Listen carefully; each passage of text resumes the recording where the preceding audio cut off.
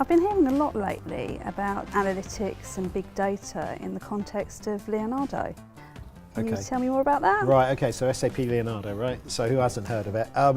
So look, the reality is SAP have got this toolbox of so-called exponential technologies, right? There's AI, ML, conversational UI, big data, all of these different things. And tools are great, but we already talked earlier on about the risks of being led by technology and the problems that can cause.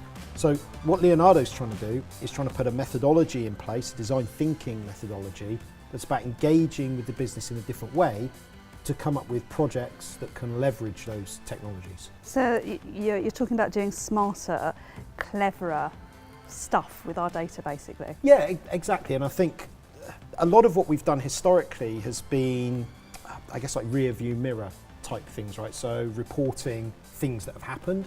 So a good example would be, I don't know, if I'm trying to bring down the level of debt within my company, right? So people not paying me quick enough. I visit so many people and their answer for that is a report of who owes the money, right? But that doesn't solve the problem. That just allows you to try and tackle that. But so it might be a better way, maybe if we could profile and predict who's likely to become a debtor, right? So that we could then treat them in a different way. Maybe, Anuj never pays me the money that he owes me, so maybe I can shorten his terms down, or maybe I can limit the products that I let him get to. So in that way, we can uncover new projects and different ways of solving it with the new tools. Well, yeah, I mean, I was talking to Joss the other day about a number of customers she's been working with that have been using Leonardo to do exactly that thing. Yeah, and of course, and it's not just analytics projects, is it? No, that's completely true, and I think we're talking about analytics and data a lot here, and it is true that most business problems nowadays, if you're trying to solve it in a smart way, you're trying to solve it using data and algorithms and analytics. But it is important to remember that the methodologies and the approaches can be applied much more widely than just analytical challenges, for sure. So it seems like Leonardo is the differentiator. Yeah.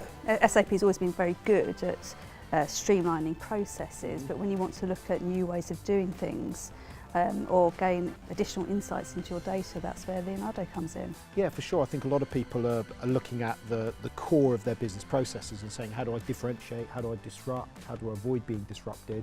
And for many people, the Leonardo approaches, and particularly analytics and data, can be a way to unlock that problem.